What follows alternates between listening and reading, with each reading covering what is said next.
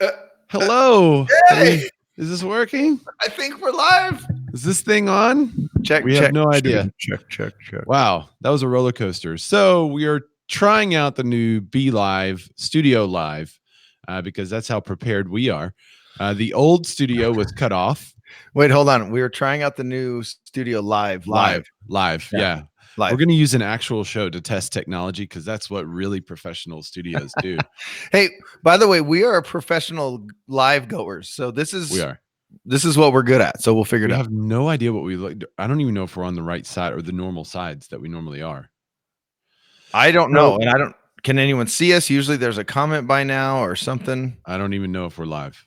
Hey. So what happened was we hit the we set this thing up to go live at a certain time, and then when that time happened, there was no way for us to go live. So I had to actually exit, go back into different live places. It says nope. I don't know what nope is. Creator Jordan says nope. Flip. Oh, okay. We're flipped. We're not normal. I see. Okay. All we get don't give us nope and all that stuff. We just see and hear you now. Okay, yeah, we don't know what you're noping. Thank you.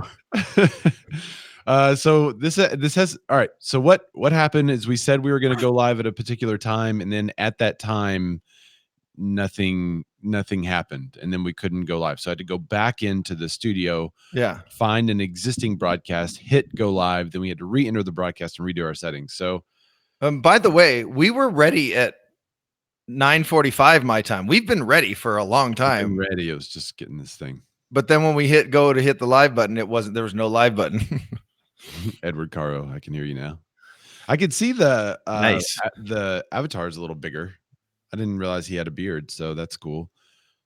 In that picture said, I didn't realize my response was years delayed. Oh, that's why.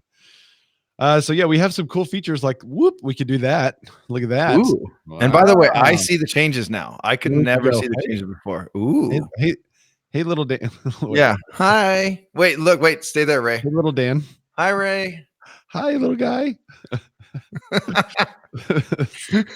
Wait, hi, Ray. Oh, other way. Oh, other way. Hi, Ray. Hey, Dan. It's like the Brady Bunch. It's like whenever you get a camera as a little kid, and you're like, oh, I could turn it upside down. It looks like the world is upside down. This is our entire life. We're just excited for new stuff. Apparently we can also do live shopping. We can add more guests. We could share stuff on screen. We can add another camera, which we may do one day. Ooh. The fives, we got to check in on the 5s and 7s. Yeah, on the 5s and 7s. News and traffic on the hour, every hour. I'm looking up to a camera that's not there. We have a more modern layout now. Oh, we could do a logo overlay. It didn't give me this option previously, so we could totally do a logo overlay. Here's our BMORE logo. Let's see what it looks like overlaid. Okay, well, thank y'all for joining the show. As you can tell, this is going to take a little bit of getting used to. I should share my screen on the host so y'all can. Would that be beneficial for you guys to see the host screen? There's the logo's over my head. Here, there you go. You have to go there. There you go. Looks good, man. Perfect. All right, we're gonna have some real inception here in a second. Oh, there it is. Oh no. So this is what the new studio looks like to us. Wait, now I hear myself and see myself. I don't know how to get it over there. Dude, stop. Freaking out. I don't know how to get it over there. Anyway, there it is. I can pin it. What's that mean? I hit it twice. Okay. Melissa Mara said it's like the Brady Bunch. Oh, look, it's more. Wow, that's a way more modern. Do y'all like that? Do y'all like that look? The comments are a little more modern. You see that? Oh, wait, here it comes. Okay. Oh, how they Chiron it out. Yeah, it's like a news broadcast now. So did the peeps at home hear me twice as well? Oh no, now it's gone. Now we're good. No, I can't hear you twice. Oh, okay. Melissa Mara said there is an echo. Yeah. So it was pulling computer audio at the same time. So that means whenever I share my screen, I need to stop computer audio.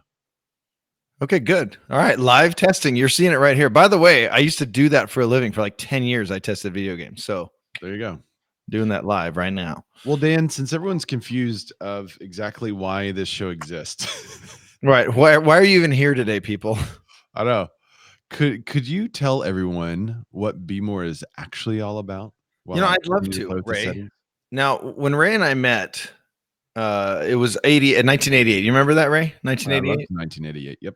It was a great year. And you had just come to LA to sell some really expensive cars. You remember? But they got held up at the port because they didn't pass emissions or something. Okay. And then at the time, your estranged father passed away and you had to go back, quote unquote, home to settle the estate. You remember that? No. And there was a 1948 Buick that you'd always fought with your father about, and it was tied to an unnamed, how do I say it, successor, and the money trailed to a healthcare facility. Do you remember that? No.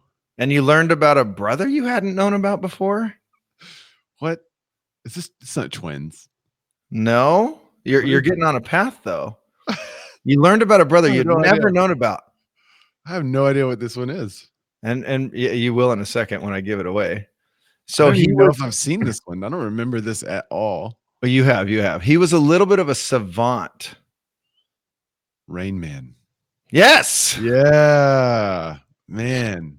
I didn't realize that was the plot of Rain Man, actually. Yeah. He was, he never knew about his brother. He and his father were estranged. Yeah. Then he passed away, and then they had to settle the estate. That's when he learned about Ray. By the way, long ago it was when I saw that. Yeah. So anyway, that movie was from 1988, and we are on episode 88, Ray. Oh my God. Melody Hayes said, I love how Ray trusts to follow where it's going. Yeah, I have no idea. Well, sometimes I make it easy, sometimes I don't. He got it. He said, are we talking about the movie Rain Man? Our Israeli correspondent. So no, Ray and I met about 3 years here on the interwebs, and I had already had an idea for a show because I am in fact a bearded man. Mm-hmm. And when I met Ray, I noticed something very interesting about him. He's actually from Kansas. Arkansas. Mm-hmm. Arkansas. So we're officially making this statement here on the Bearded Man Real Estate Show.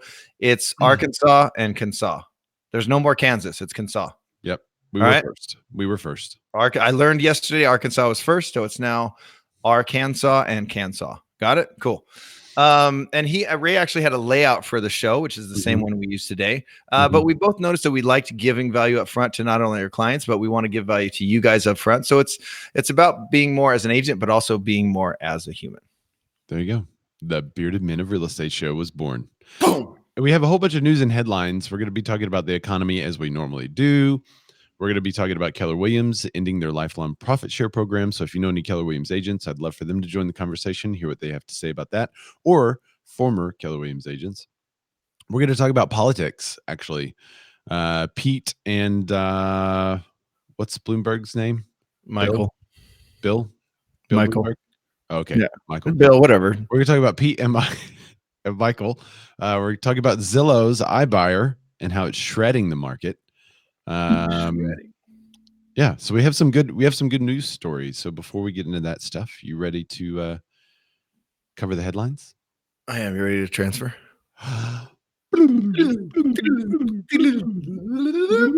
By the way, that is now using Ray's new toy that he got a couple weeks ago. So there you are. Kind of. Still the future. All right, I'm going to apply a new background because we're talking real estate. Whoa, I have a background in New York, and now it's a background of New York behind. Oh, wow. Whoa. All right. I also have to figure out how to do the headlines back on this. So I'll do this with the first Mike story we have. And I think I can do that. Add title. Is that going to work if I just hit enter? Hit enter. See what happens. Yep. Boom. Oh, it's only over me. We can also add a crawler. Oh, whoa, look at that. Wait, can you do crawler? But no, yeah, nice. Oh, that's cool. Okay, so there's a story behind it, but it doesn't matter. Look at that title. All right, Michael Bloomberg owns a condo. Mike Bloomberg owns a New York condo. in a Trump property. Now I already told Ray that I was making a political statement. He's not going to be surprised by this. I don't know if anybody is, but is it maybe because they're all friends and all politicians are the same and they're just out to screw us? Don't say that kind of stuff. Is that maybe just it? That, when we see pictures of them all together, like all the past presidents, whatever side they were on, is it possible? And that as we further agree to the division in the United States, it just helps them make more money as we all get screwed more and more. Maybe. I don't know what you mean. Huh? Is that maybe what's going on? Is that why on Twitter, Bloomberg's like, Trump is a dick, and like Trump is like, Bloomberg's a jerk. Oh, but I still bought a condo there. Like it was, maybe that's what's going on. I don't know. Anyway, next. There you go. Oh wait, I'm not doing too well with this Chiron. I'm working on it. Network. So as I'm ranting, Ray is testing the Chiron. We're being in as Melissa Mara says, the Bearded News Network. That's such a good name for a show. Being in. Yeah. So Ray and I have Dumbledore's coming up. We have BMORE bids. We have Bearded News Network. We have our own association of realtors starting, and we're going to start a political party. Oh, I'm crying. We have big times happening here. I'm just going to leave that on there the whole time. The whole time. Don't put any other. Okay. Let's talk about this. Existing home sales drop 1.3%. January. Dun, dun, dun. Dun, dun, dun. Okay, so our existing home sales declined in January, continuing a fluctuating pattern of monthly increases and declines, according to the National Association of Realtors. This report, the actual full report, is from the NAR, the National Association of Realtors. You can find it at nar.realtor. Significant declines in the Western region dragged down nationwide numbers, with 3 other major U.S. regions reporting marginal or no changes last month. So total existing home sales are completed transactions that include single-family homes, townhomes, condominiums, and co-ops. They decreased 1.3% in December to a seasonally adjusted rate of 5.46 million in January. However, for the second straight month, overall sales substantially increased year over year. It's up 9.6% from a year ago. So yes, it decreased 1.3%, but it's still up 9.6% compared to last year. Lawrence Yoon, NAR's chief economist, finds the outlook for 2020 home sales promising despite the drop in January. He says, quote, existing home sales are off to a strong start. If you just stop right there, existing home sales are off to a strong start at 5.46 million. Right. The trend line for housing starts increasing and showing steady improvement, which should ultimately lead to more home sales. I know a lot of the experts right now are thinking that the reason why there was this drop is most likely due to the low inventory, which we did report on last week. By the way, I think it minimized me. You could hear me still, but oh yeah, I could hear you. It said yeah. Dan dropped. Well, I dropped Dan. Okay. But could the show still hear me? I don't know if they could. Mike Elizabeth Rodell said fake #fake news. Now we're gonna be in, right? Oh, we're gonna Melissa Mara said so many awesome things. Yes. All right. You ready for the next one? Because it's even better. Yes, let's do the next one. All right. You know what? Everything is on fire and everyone is gonna die as mortgage rates tick up. Quote unquote. Literally, that's the headline was, I don't know. It was something whatever. Here. Weekly mortgage applications take a hit as mortgage rates tick up. By the way, Ray, they ticked up to 3.77%. Woo! But the headline, everything is on fire and everyone's going to die as mortgage rates tick up. That's my headline. Okay, so CNBC is reporting that the refinance boom took a step back this week, bringing down total mortgage applications. Mortgage application volume decreased 6.4% from the previous week, according to the Mortgage Bankers Association. Refinance demand had been driving the volume of mortgage applications up, but refinance applications decreased 8% for the week, according to the MBA's seasonally adjusted tally. All right, you ready? You ready, Ray? Yeah. The refinance index is still up year over year with an increase of, you ready? 165%. So that's more than 1.5 times up from a year ago. Even with the weekly drop, it was the third highest reading this year. But everything is on fire and everyone's going to die. Mike Elizabeth Waddell said real estate doomsday. She agrees. Yeah. The article continues. Mortgage rates began falling more than a month ago as fears of the coronavirus hit financial markets. Mortgage rates loosely follow the yield of the 10-year Treasury, but last week, the 30-year fixed mortgage rate increased 5 basis points. So here's the quote from Joel Kahn. Treasury yields moved slightly higher last week, despite uncertainty surrounding the economic impact from the spread of the coronavirus. Said Mr. Khan. The 30-year fixed mortgage increased 5 basis points to 3.77 as a result, causing refinance applications driven by an 11% drop in applications for conventional refinances to fall. So, Ray, before we move on, so essentially, we're still doing amazing things. But, and by the way, I don't see Ray at all. Does everyone hear me? Yeah, we can hear you. Wow, weird, because I don't see you at all. It just looks like it's me. Do we hear me or do just you hear me? No, but anyway, I figured out what the issue was there. So I think we all hear you now. Okay, so by the way, does everyone know? I know Ray and I know, but does everyone know what a basis point is? Because I think I've said that because I usually read that story, but I think we've said that multiple times, and I don't know if everyone knows what a basis point is. So a basis point is it's 1/100th of a percent. In case you didn't know. Oh. I thought it was a point. I thought it was a point against a bass player. I thought it was a form of bassism. A bassist, yeah. I'm, as a drummer, I'm very unbiased against bassists. I am unbassist. You could say you're baseless if. Yeah. I love all humans, even bass players. So it went up to 3.77, but everything's gonna die. We're all dead. Yeah.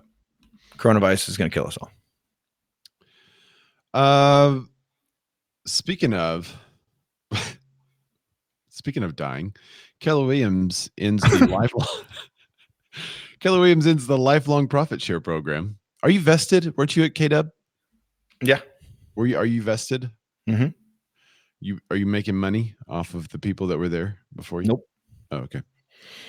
I wasn't there long enough to be vested, but now if you're a defector, you no longer get the profit share.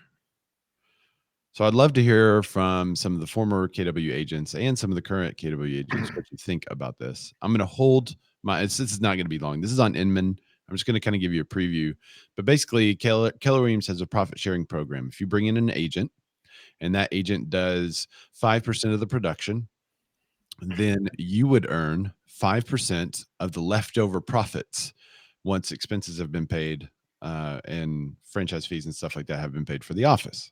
Okay. So you get a percent of the profit in connection with the production of the person you're bringing in. Does that make sense? That's how their profit share works, right? And then after 3 years, if you left and that person was still producing, you could still make more. You still make money off of them. By the way, there's one caveat they don't talk about. The branch has to be profitable. Right. It's after paying the profits for the branch. Right. Which probably includes salaries and such. Who knows? So anyway, so a group of top Keller Williams earners, the market center and regional leaders have gotten their way. As of April 1st, 2020, KW associates that jump ship to a competitor will no longer be able to receive profits. So I guess if you just retire, you can, but if you jump ship and go to a competitor, policy is not retroactive. So if you're currently earning, you don't have to worry about that. The International Associate Leadership Council made the change February 15th at the Franchisers Family Reunion Conference in Dallas, Texas. The council also increased the profit sharing vesting period, which is how long a KW associate has to be with the company before lifetime profit shares begin, are unconditionally bestowed to 7 consecutive years, up from 3 consecutive years. So I have a question. Do you think this is going to push agents, if they haven't already left? Are they going to stay longer now? Is that their plan, like to get agents to stay? I would categorize this as a retention program, right? Because do they feel like they're losing out to EXP? Wasn't EXP born from KW? Yeah, it's the original CTO, Yeah, technology officer, I think. yeah. Not So original, but he left in 2009 or 10, I think, and started EXP. I, Exp.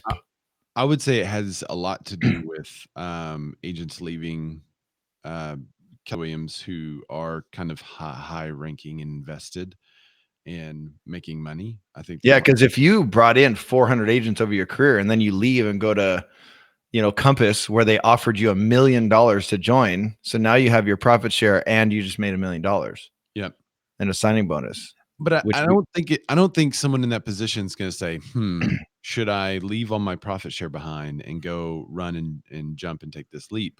What I yeah, think they want to do is just to prevent from funding their competitor. yeah, that makes sense. You know what I mean? Like they don't want to like keep giving money to someone who is now going against them. Howard said he's not a KW agent, but uh, don't know that will increase retention. Expect those of 5 years or more. Except those of 5 years or more. Yeah. Yeah. Yeah, like I think that's a good number to put on it. By the way, he's with Remax. Hi. Oh yeah, y'all are like brothers from another mother now. We went to the same high school together. Wait, different high schools together. Damn it. Paul Lynn says, I was with KW only 2 years, not long enough to be vested, but I don't see why they would ever keep paying you if you leave the company and work for another real estate company. If you retire, then it makes sense to keep earning. I didn't make that much money. Let's see. So the rest of his quote is, I didn't make that much money off of profit share, but I also didn't spend time recruiting either. Yeah, I was the same. It kind of cuts off that is one issue that we're going to have to report, is it cut off some of it. It cuts it off on your when you put it on the screen, but you can still see the comment to the right. At least I can. Oh, you can? Interesting. Yeah. See, that's a good point. Good point, Paul. Yeah, and I don't see any problem with it, honestly. I wouldn't have set it up like that to begin with. Yeah, I think it's awesome that they did, and yeah, same. I think it's Yeah. I don't have any problem with them not doing that. but like if Smart move by a real estate company. If someone was just staying to get, like, if they were 2 years and 6 months in, they're like, I'll stay another 6 months to be vested. I don't know if they're going to go, damn, well, I guess I'll stay now. Because if you are a true recruiter, the path right now is EXP. If you're recruiting people to get them under you, that's EXP. Yeah. And eventually their model will change because there's not going to be enough money to support all those agents and all that profit share. They've already changed the model twice, by the way, but sorry, I'm throwing shade. Advocate change too. Yeah. Sorry. No, you're good. That was a great comment, Paul. All right. Next. Yep. All right. So in a news story from Housing Wire, the hacker finally wins one. Yay, hackers. They're just always losing. They're trying and they're trying. They're trying. All these security protocols are getting in the way. They finally win one. All right. So again, this is from Housing Wire. A U.S. District Court judge on Tuesday dismissed a lawsuit against Zillow alleging damages stemming from the unauthorized access of a listing. An LLC, a limited liability company, that owned a 12-bedroom luxury home in the Los Angeles neighborhood of Bel Air, sued Zillow in February 2019. I believe we covered that, right, Ray? I think we did. Mm-hmm. Claiming $60 million in damages after a hacker accessed the account and falsified information to make the property seem less desirable. And I think there was kind of I'm not condoning it, but I think it was kind of funny stuff they did. At the time, the home was listed for sale at $150 million, according to the background information contained in the judge's decision. Judge Otis D. Wright the second, he was in a 50s doo-wop band, dismissed the suit on the grounds it was barred by Section 230 of the Communications Decency Act. That's contained in a 1996 law that allows companies like Facebook or Zillow to be treated as distributors of information, akin to bookstores rather than publishers. Which, yeah. Detractors, including many in Congress from both sides of the aisle, I hate that they have to say that, just many in Congress, whatever, have blasted Section 230 for providing companies with broad immunity when their platforms are used to spread false information, as happened during the 2016 presidential election. on both sides, by the way. Damn it. Others, I don't know if you guys are seeing a theme from me this week. Others see the law as the reason the internet has flourished. The decision read that reviewing each user's activity and postings to ensure their accuracy is precisely the kind of activity for which Congress intended Section 230 to provide immunity. So now, two things, Ray. Mm-hmm. Well, the first one is if you haven't seen The Great Hack, go watch that. It's on Netflix. It's going to tell you about your data rights and what you're losing every single day. And also, should Zillow and the like be held accountable when they get hacked or if there's security breaches? What are your thoughts? As long as I, as an agent, am not held accountable if there's a hacked or a mistake on the information that I'm providing, then Right. So you're still protected because if you have a listing that goes out like these guys did, they had a listing that went out. They put it in through the MLS and then it went to Zillow and then it was hacked. Mhm. Shouldn't Zillow be held accountable? Because the MLS wasn't hacked. Ray wasn't hacked. But what if Pixel Properties MLS wasn't hacked. Array was hacked? If I'm not going to be held accountable for that, then they shouldn't be either. But if I am held accountable for that, then they should be too. Okay, I see it. Yep. I don't think a large company should be treated any different than an independent contractor. So if I could say, well, it was a hack, I'm not responsible for it. Yeah. Then that's fine. If I can say that, but I don't know that I can. And by the way, they figured it out, right? And didn't they fix all the data and everything was fine? Yeah, I think they changed it. Yeah, I mean, if anything, $150 million house is hard to sell. If anything, it got them publicity and it'll help them get, views on the house. Where's the I don't know why I laughed stupid like that. Let me try to find. Zillow slapped with a $60 million lawsuit over hacked listing of Bel Air mansion. Yeah. I'm trying to find the actual. Let's see. I'm back now to March 6th of 2019. That's been going on a long time. Yeah. We did cover it on the show. I forget. I don't think we ever had an outcome. We just covered the story. Yeah. And yes, Colin, I did throw a little bit of shade got photos to your company. I love you though. Guys. Yeah. Colin says shade, sad face. He is with EXP. Melissa Mara said sassy. I think she's talking about you. I'm very sassy today. All right, I'm waiting on. I think if we could show you these photos of this property in Bel Air, you guys would remember it. The most lit Corvette I've ever seen just drove by my office. Wow. So apparently, the website appears to be down. It's been hacked. 924 Bel Air BELAIR.com. That was the address with photos, so y'all can look it up. It's not loading for me, so maybe they sold it, or maybe it was hacked again. Yeah, maybe the hackers are like, cool, now we won, we can go hack them again. Change targets. Melissa Mara said she loves Sassy Dan. There you go. All right. So let's talk politics. We all love politics. We do. Politics. You love politics? I do. I talk to any chance I get. I'm like, haha, politics. Democrat presidential candidate beat Pete. I didn't think it's Buttigieg. Buttigieg unveils sweeping plan for housing justice. Buttigieg.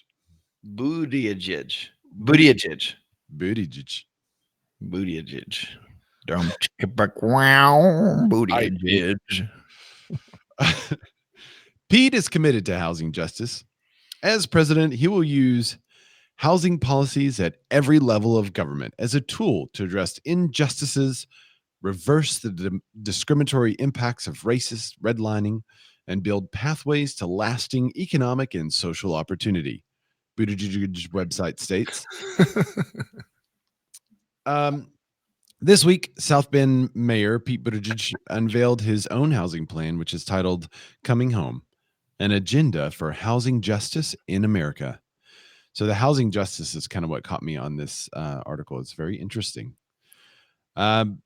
Basically, what I'm going to do is I'm going to give you a couple of highlights and excerpts from the article on Housing Wire. And if you want to know all the details, you can go to Housing Wire. in my opinion, the first part of the article, the first set of the articles on Housing Wire was the sweeping, like, we're going to make it to where everyone of every race can buy a home and remove the roadblocks which impede those who want to buy a home from buying a house. Like, it's those sweeping statements that everyone in their right mind would agree to.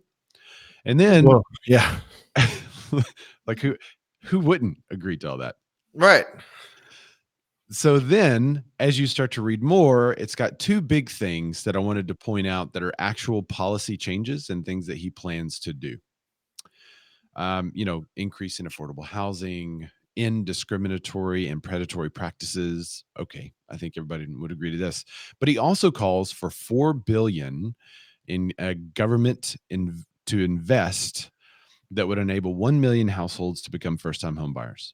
So it says Pete will provide $4 billion in matching funds to cities, states, and local organizations for the operation of affordable home ownership programs, with a priority of recipients from underserved populations, and support continued access to federal down payment assistance for both low and moderate income Americans. He will also support housing residents and voucher recipients who wish to prepare for the transition to home ownership with housing counseling and financial assistance. All right, so just from that part, how do you feel about this? I don't know. Do you not support people in impoverished areas being able to purchase a home with a matching grant from the government? Are you anti-poor people, Dan? I wanted to come out on today's episode and say yes. I'm anti-poor people. So I'm anti myself.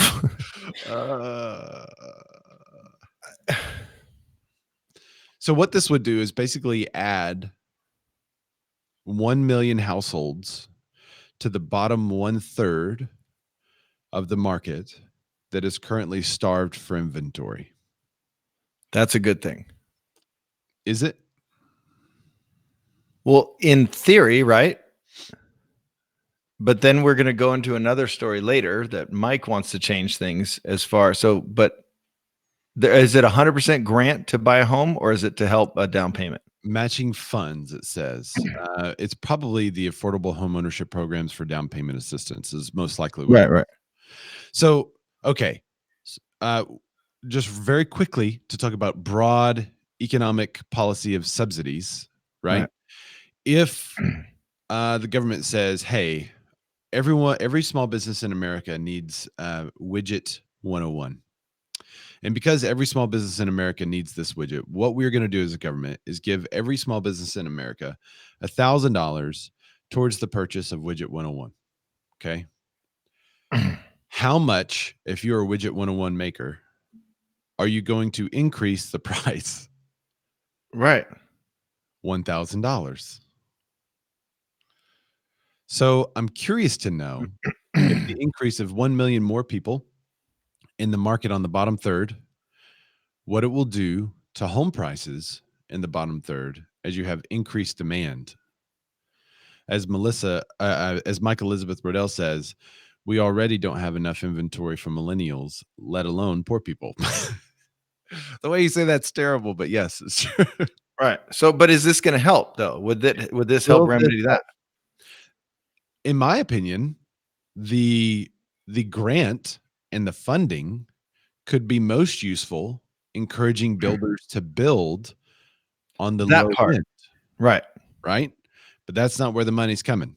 Where's the money coming from is my question. The money is coming from the government, and they're going to match cities. So if you have a city or a state that says, hey, we want to increase affordable housing on the low end, so we're going to put up $1 million over this next year in down payment assistance, and the government's going to say, we're going to make that 1 million, 2 million.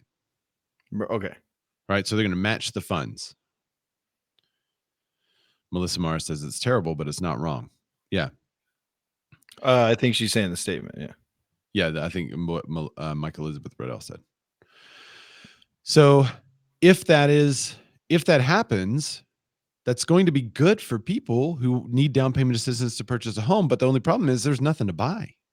So that's the thing. They're going to increase the demand. So my point was, if the builders catch up, which how many times we said on the show, if the builders catch up, because The problem is right now the builders have no incentive to build on the bottom third. they have no incentive. Things are expensive to build. Land, labor, and materials are too expensive to They're build too on the bottom expensive. third. So they're towards the top, middle, and top. And we do have, let's see. Clint Yeah, Fernando Strim says Ray and Dan are on the wrong sides. yes. We are So just looking at this policy objectively as it affects housing. Like, take an honest look at it. Well, I think the idea is great. that's what I said. In theory, I think it's great. That's great. But then when you look at what's happening in our economy with housing, it sounds like a great idea, but it also sounds like it's going to drive the prices of the bottom 1/3 of homes through the roof. Well, let me ask two questions. So where's all the houses going to come from? So let's say that these people go to get pre-approved. They can get a pre-approval. Yeah. And then they're going to get helped out with down payment assistance. What houses do they look at? Yeah. And then where does the down payment assistance come from? If the government is matching what cities are doing, where's that coming from? Our tax dollars are already pretty stretched out, right? So supposedly stretched thin. So where's it coming from? You know what I just Googled? Opportunity zones. You remember that? We covered it about 2 years ago. Yeah, but these zones are designed to spur economic development by providing tax benefits to investors. Yeah. I wonder what has happened with that. We need to reach out to Buddy Gig and tell them about our opportunity zones. Laura Walker says, you are correct. Bottom 2/3, no inventory to buy. Mike Elizabeth Rodell says, incentivize builders like farmers. But incentivize them with what? They still, if things are expensive and land is expensive and hard to buy, like it can be in California, what are we incentivizing them with? You have to, it's almost like the opportunity zone where you get maybe tax benefits or tax breaks for building in certain areas, or for 10 years, you get a tax break. Or maybe even a credit back. Ooh, hey, okay. Okay, so costs are high to build right now. Right. What if on the back end, after you build it, after you close, you get a tax break that offsets that cost over the next 10, 15, 20 years? Maybe, or you get no taxes on the materials or something. Like and it's all small little adjustments on things that they were going to collect in the future. They just collect less in the future, and then it evens out. Woo. But is that even possible? Is anyone even thinking of this? Is everyone having this conversation? Or is it another policy that someone said, here, I'm going to do this thing if I'm president. And then when you become president, there's 82 different politicians in the way going, nah. Yeah, it's going to be some kind of like affordable dream housing bill act. And it's going to come up with a thing that you can say. And they're going to add like also increase military spending and also, and it's like stuck in the Affordable Housing Act. Colin J.J. Cameron says it would help my area. Yeah. But it would really create incentive for builders to build total crap. So there's another point. So just build to build is what they would be doing. Ellis Home Inspection says we have a homestead tax credit here in Arkansas. Is that a national thing? I think isn't that a national? Isn't that federal homestead tax credit? This could create a whole I guess it's probably state by state because it can't be federal. There's no federal property tax, so I guess it is state by state. But look, this could create a whole weird 2006, 2008 cycle again for demand, but only in like a lower market where no inventory exists anyway. Right. Wow. In Arkansas, on the home that you own, you get a discount. I think it's like $399 or something. You get a tax discount.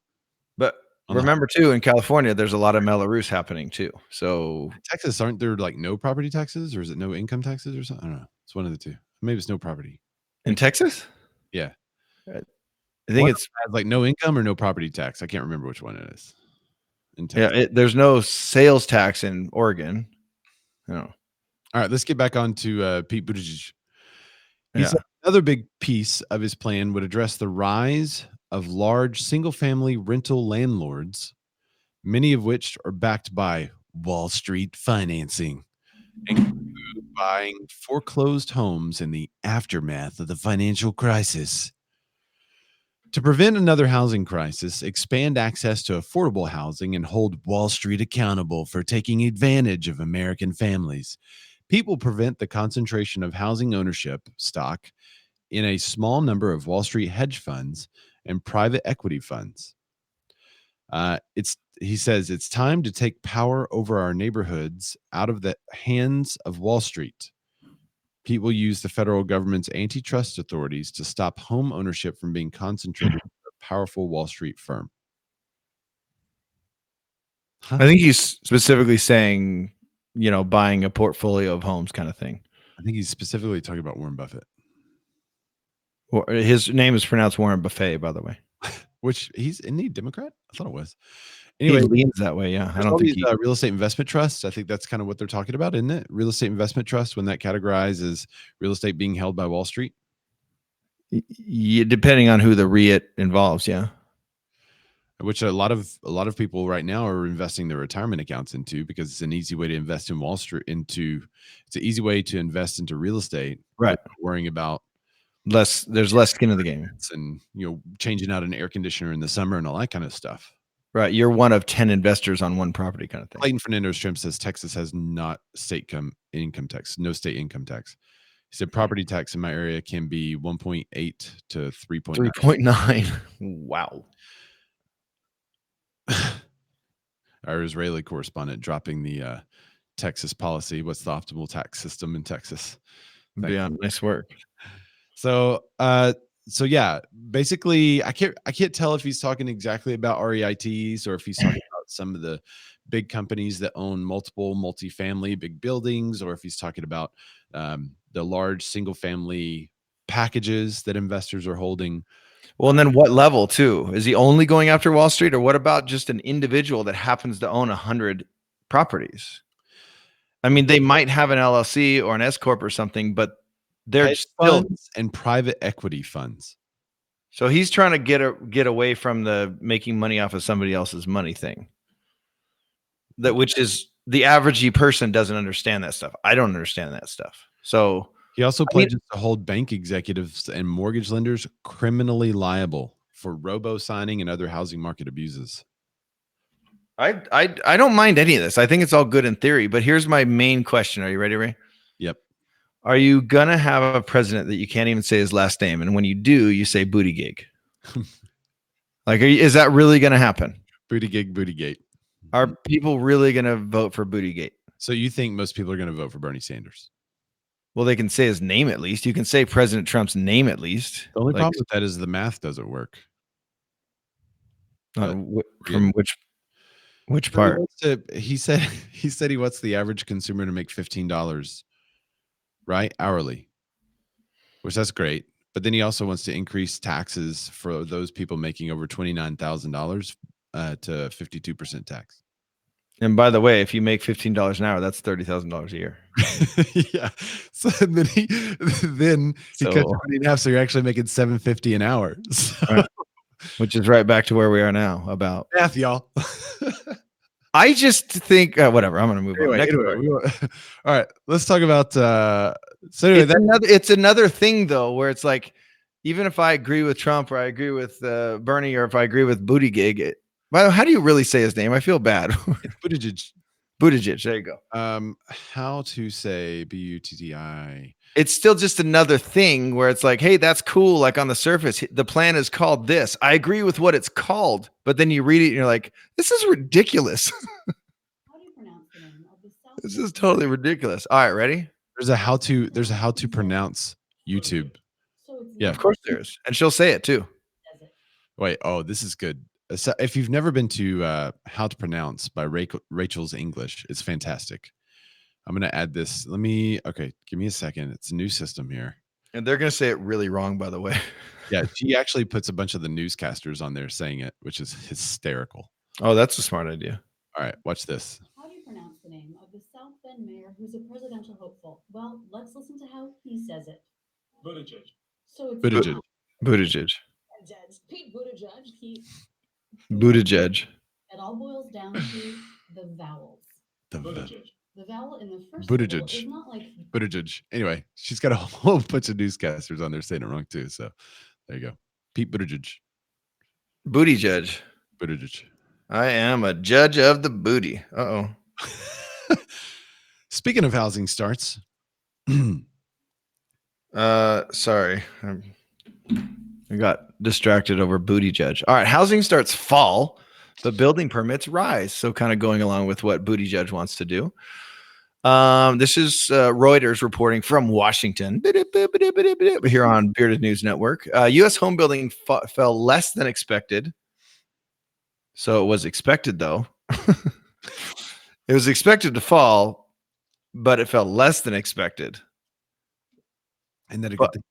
I don't know, whatever. It fell less than expected in January, while permits surged to a new 13-year high, pointing to sustained housing market strength that could help keep the longest economic expansion in history on track. Other data on Wednesday showed producer prices increased by the most in more than a year last month. Boosted by rises in the cost of services such as healthcare and hotel accommodation. The reports could support the Federal Reserve's desire to keep interest rates unchanged at least through this year after lowering borrowing costs 3 times in 2018. So guess what, Ray? My 3.5 prediction is looking good. Yay. This is a quote from Chris Rupke. He's the chief economist at MUFG in New York. The economy looks good with residential home building activity beating expectations and a little more producer price inflation, even if the data overstates how well the country is doing in terms of generating the growth and inflation the Federal Reserve wants to see. So housing starts dropped 3.6% to a seasonally adjusted annual rate of 1.567 million units last month, the Commerce Department said. That followed 3 straight monthly increases. Economists, I don't even know how to say the word anymore. I've said it wrong so many times. Economists polled by Reuters had forecast housing starts falling to a pace of 1.42 million units in January. Housing starts jumped 21.4% on a year-over-year basis in January, but the headline says housing starts fall. What? Right. They jumped. Housing starts fall is the headline, straight up. But when you read the article, housing starts jumped 21% on a year-over-year basis. Sorry. The rest is, if you want to see more, it's at Reuters. You can go see the article. But essentially, there are more housing starts and building permits. So those are good things, but is it enough to fill the lower end markets that need to be filled? All right, let's talk Zillow. Zillow's iBuyer slays. Are you ready for this? Yes, I want to know. I haven't read this one yet. I want to know what's up. So Zillow handedly beat analysis expectations Wednesday when it revealed that their iBuying Premier Agent services helped revenue climb 158% year over year. Wednesday's report said the stock soaring. The company still saw a net loss. What? Wait, what? Of how much though, Ray? Read how much they lost. Hey. Let's just focus on the top. Zillow handedly beat analysis expectations when it revealed its iBuying and Premier Agent software helped climb 158% year over year. So that's if I made $1 million and it increased 158%, I now made 2.5, right? Stock went soaring, Dan. So, but it went soaring. Yeah. Okay, keep going. Company still saw a net loss of 101 million. What? You know what, Ray? This is great that we report the real estate news, but we're really here to break down and get past the headlines. That's it. Mm-hmm. Literally, what? 4 of the headlines we've broken down today have been the opposite of the headline, and they're actually kind of good. In what world can I lose 101 million and be a massive success and have revenue climb 100? But maybe it says, however, the loss, which was also driven primarily by iBuying.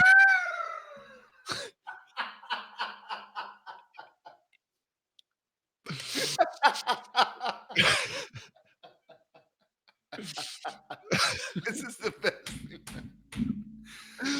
Oh my God. Wait. Say it again. Wait. Okay. Wait. Read the title and then that last sentence. Handedly beat analysts' expectations Wednesday.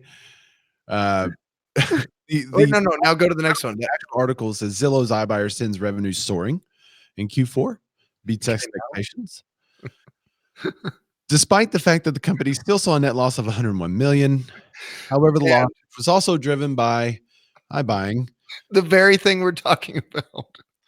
Was only a slight increase from year prior. Wait, this article itself is schizophrenic. Now listen to what the CEO said, Rich Barton. In all, I'd characterize 2019 as tumultuously remarkable. Quote, we're in the midst of a multi-year expansion to rewire the real estate transactions and streamline how our customers buy, sell, rent, and borrow that dramatically expands our market opportunity and profit potential. Our team's strong execution delivered a record Q4 and a full year of results that beat outlook on every measure. All right. So Mike Elizabeth Rodell makes a good point, but if you're purchasing something big, a loss can be a long-term gain. Sure. Right. Like buying the entire market. Right. And they're trying to do. But the article itself says it sends our revenue soaring, yet that thing that sent our revenue soaring has caused a loss of $101 million. Well, you look at profit. You just look at the top line. Don't look at the bottom line. Okay. So that's what they're looking at. They're looking like we made all this money before ... before we had to report our losses. Then we actually lost 101 million. So are they just trying to keep their investors happy? Is that it? I mean, with this article, it's above expectations. So that's what they reported. They did a big conference and they said, all investors, you're invited. Guess what we did? 150%, 158% gain. And they're like, cool, conference is over. We'll see you guys next month. $101 million loss. $101 million loss. It's incredible. Like if I lost $101 million, I would be in debt for my life. Well, and I would expect investors to run for the hills. Cost of acquisition. This is typical in big business. But Fernando Shrim says, is part of that loss how much they have currently invested in properties not sold yet? It could be. Because it's possible because they say iBuying, right? And iBuying is them buying homes. Yep. Anyway, but it's very interesting. We only point this out to just, it's very interesting. It's, the headline is that iBuying is killing and taking over. And one of our gripes for 2 years now has been anyone doing the iBuying has not made money yet. So for 2 years, company to make the money. And then this headline seems to say, hey, they're making money, but they still aren't making money. Mike Elizabeth Brodell say they have a plan for the hit, but if they're going above what is anticipated losses, a $200 million loss, now only 100 million loss. Right. But we've been saying for 2 years, no one in iBuying is making any money. And this one, they've reported a $101 million loss. Yeah.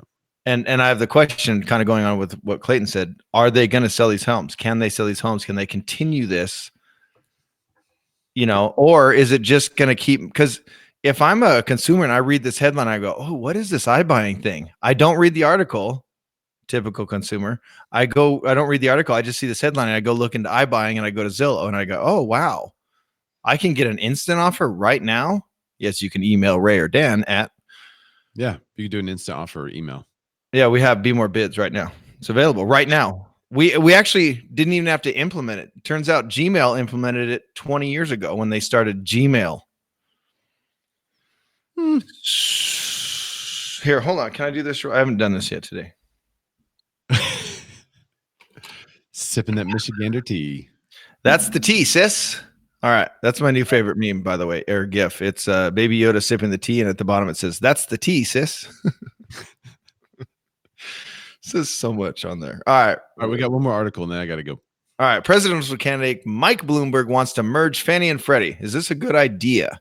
So This one kind of goes above my head. I've read into it. I kind of know a little bit about it, but I'll read through it a little bit. So Mike Bloomberg, former mayor of New York City and latecomer to the Democratic race for the presidency, released his financial reform policy plan, and it has sweeping implications, just like Buttigieg, for the housing industry. The plan lays out his proposed changes, including toughen stress tests of the country's largest financial institutions, including by reviving the Fed's power to judge participants on qualitative grounds, quote unquote, and making the tests better reflect real crisis conditions. Not bad, right? Reinstate annual living wills in which large financial institutions must explain how they could go bankrupt without harming the broader economy and make the documents public. So like a what if scenario. Restore the Volcker rule and make enforcement more effective by focusing on the outcome of speculative trading, big gains and losses, rather than trying to discern traders' intent. And reinvigorate efforts to monitor and address risks arising outside the banking system, including by suggesting systematically important non-bank institutions, such as insurers, to added scrutiny and requirements.